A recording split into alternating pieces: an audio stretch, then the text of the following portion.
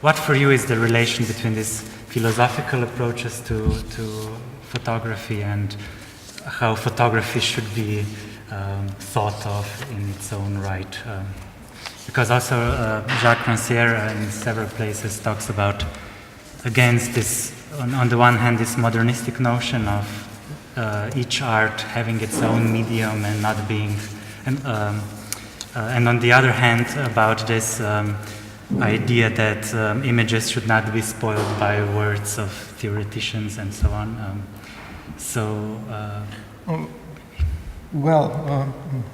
At least in photography theory, there are several approaches to how to try to understand photography. One is, of course, to not think of photography as a classical, visual plane representation and ponder upon that. And also, just the awareness of not limiting the photography on the special conditions of looking, if you want. So basically, you need to consider photography as being a bit more, if you can have cinematic discourse, for sure there is photographic discourse, I don't know, for sure photography change the perception of how we see ourselves, how we see everything around ourselves. It's really embedded in our culture, so you need to think of photography as that. Mm-hmm. So, and in the abstract I have written, what can be gained by considering photography as art. And I think I hinted that we can gain more about doing that. You gain more in terms of understanding art than understanding photography. Mm-hmm. That was my point. And I just used the example to show, the narratives are in a way overflowing, and then you never can get to the final end. But that's, I think we need, my incentive and my desire is to understand photography. So I'm trying not to to create a lot of narratives where plenty of narratives already exist. Then you're just playing a game that it's already written. So you need to think as a phenomenon in the world as it is. Mm-hmm. I don't know. Just think about it. 99.99999% of the images are seen on the monitors. They're on the World Wide Web. You experience the photograph. The real life experience of photograph, the real life ontology of photograph is there. And also want to think of it that now is, I think we are approaching 2.5 billions of mobile phones, smartphones. So surely, quickly, this is going to go to more to 5 billion, etc. So the experience of photography cannot be thought of in terms of this plane representation. And just quickly about this photographic discourse and cinematic discourse, I think that it changes the perception of the world as we live in, or it participates in the perception, of course. And photography changes things also by its mere presence, by just being. Cameras change the structure of reality just by being there. You don't need to take photographs. You don't need to have a representation. The notion of the act of photography, mere presence, changes and structures the reality. But isn't painting also, couldn't you say, that nobody needs to paint a vase of flowers? I don't think it's comparable, actually. I think it's, that's why I said, think about photography as a really widespread phenomenon that everybody is so engaged in that, of course, nobody actually sees it. I don't see painting as that. I can't perceive painting in the same way as I perceive photography. It's out of the scope. But the presence of the camera, the notion and the if you have this notion that you are being photographed, you are being the camera is taking my picture, so the notion itself changes. I don't think that the painters standing there, maybe it would also change, but it's not a prevalent condition. You don't see painters being anywhere, but you see photography being everywhere. You see the control cameras, etc., etc. So it's basically the condition that we are in, and I don't see it comparable at all. Questions, Jacques?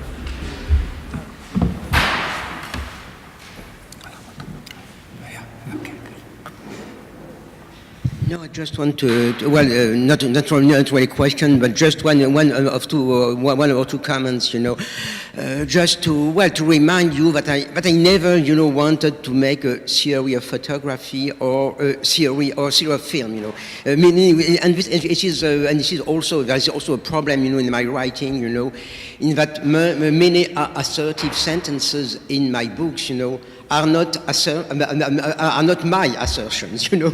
And for instance, the idea that immediacy is what is, you know, required, you know, it's not my general assertion about cinema, of course, you know. It is what is implied, you know, by the way in which, you know, Chaplin is introduced, you know, is introduced as a decisive figure in modern art. So in a way, immediacy may simply mean, you know, Chaplin is not an actor.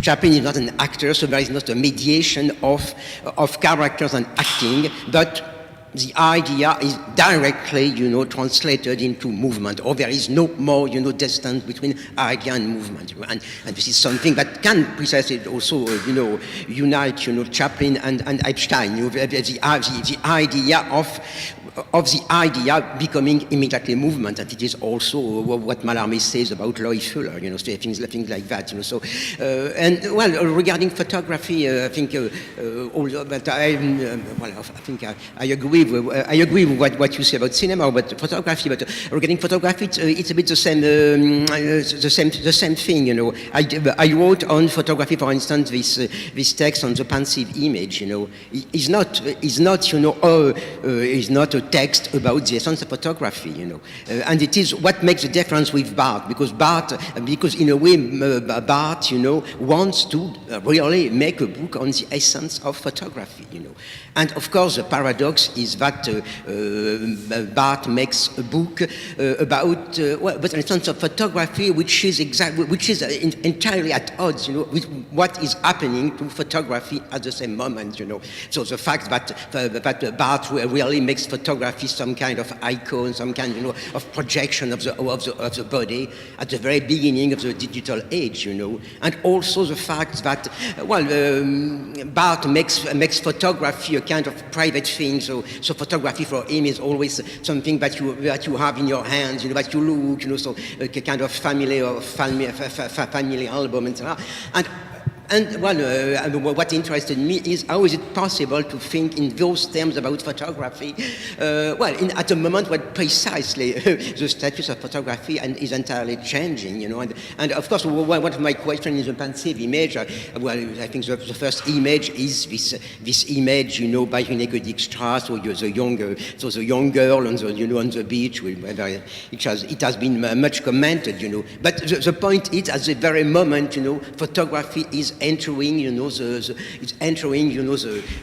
art galleries, you know, with this huge format, you know, so taking the place of painting, you know. And what interests me is, well, the place of photography at a certain moment, or film at a certain moment, you know, as representing or embodying a form of art, and at the same time embodying a certain status of the images, you know. So it is just a comment, you know, just not an objection, you know, but to remind that in fact it is never, you know, about the essence of this or that, but the real function, you know, that this kind of image, this kind of art at a certain moment, you know, in thinking the status of the images, for instance, or in thinking what is art. You know.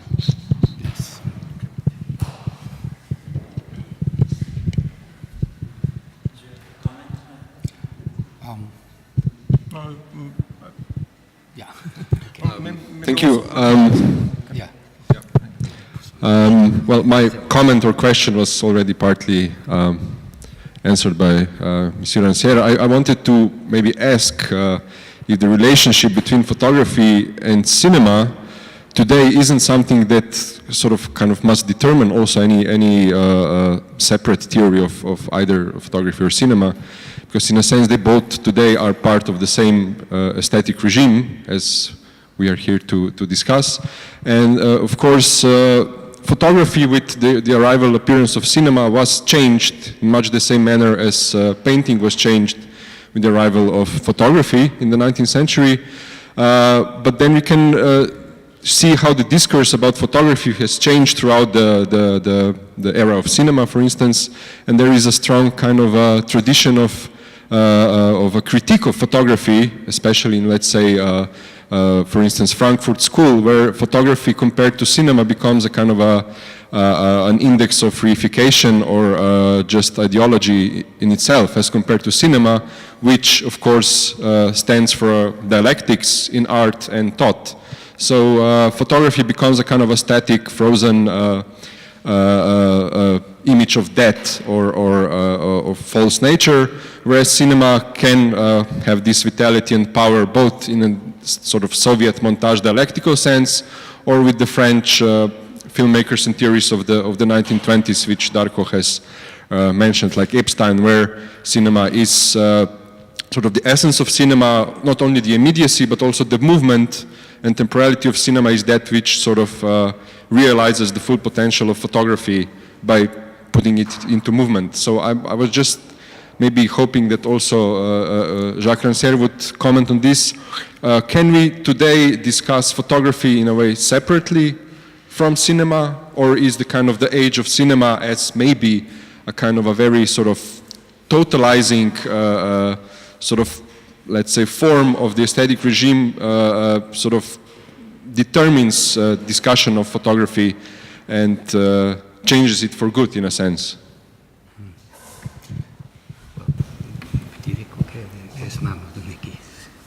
All right. Well, first of all, I would say that you raised your question at the time when already photography and film are becoming the past. When we have a new, how to say, when we have this digital technology. Of course, I'm not mystifying the technology itself, but well, according, for instance, to Timothy Murray, one of theoreticians who is more focused just on art and so on, it is the digital age brings a totally new fascination, totally new, how to say, effect of the visual world. You know, the visual world is now becoming, to use this word, to say the object of continuous immediacy, you know. So, as you mentioned before, this taking pictures and so on. So I would say it is not just changing the perception. This is the perception. It became so. And my question, which I cannot avoid as basically a philosopher, is what it does to the process of thinking. What concepts built in our heads and so on. And I think that this intrusion of visuality into the field of, let's say, thinking, where it meets also the verbal thinking, makes thinking much more complex and much more, how to say, multiplied. You know? I don't find the best word. And this thinking reflects this what in this perception which goes through this immediacy. This perception is the perception of images which are perceived only partly all the time. You cannot really see everything that you see. You see only parts of the image, I mean really see, and the rest of it is stored in somewhere in your, how to say, in the context of your thinking when you are confronted with images. So, on the other hand, this also means that images, especially the moving images and the now digital images are, if I may say so, are not totally policeable. And that was one of the mistakes of the Frankfurt School. They had an idea that ideology can really manipulate the visual world. But if you, especially taking into account this concept of immediacy of perception of pictures and so on, and movies, there is no such thing of total, how to say, manipulability of images. There is all the visual field contains too many elements to be totally. And here is the chance for, how to say, for intervention of all sorts of discourses and dissensus to use whatever, even the propaganda images, contrary to the basic aim. Something, okay. I'll stop here because, okay, if you have something else. Yeah. Maybe I wanted to ask something, Yeah. Natalia. It seemed to me that, I mean, if I got it right, in both films, the cosmonaut training is basically a failure or doesn't even exist, actually. In the first film, it's there is this fictitious cosmonaut program, but there is also a real cosmonaut program. So the person who believes this fiction of the program eventually gets accepted into the real program, but he doesn't do the flight because Gagarin does. Okay. Because I was thinking if there would be a failure somewhere here, if that has anything to do with. Well, I think in a way both films should be interpreted in the context of Russian postmodernism, which, for example, in the literary field has produced a number of novels, for example, Pelevin's Amon-Ra, which kind of make an issue out of all of the out of this multi-layered fictional world created by by Soviet media. And in Amon-Ra there is actually a fictional cosmonaut training program. Okay. So I just think that these two films, in contrast to, for example, Pelevin's novel, which is primarily a critique of the regime, I think that these films still primarily address the question of outer space and how the real rupture, with the previously existing order, how the real event that took place never actually got articulated, and they're trying to articulate that rather than just critique, Soviet ideology or critique mainstream cinema like Hollywood science fiction. That was it. Okay. Any more questions?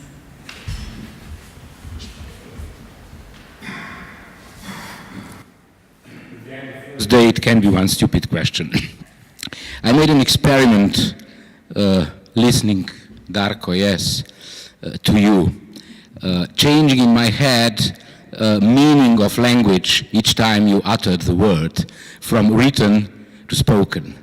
And it made a total difference in your argument about immediacy. Would you agree with that?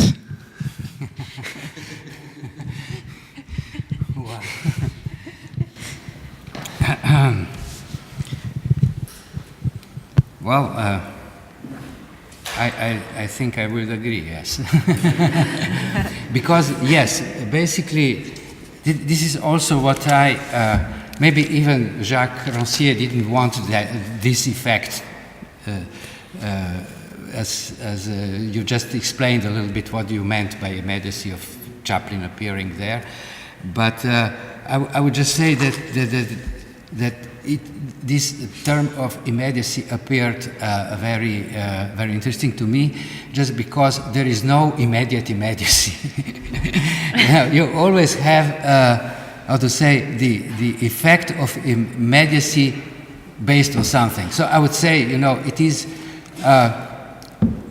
let's say, the gaze of somebody who first read German classical philosophy.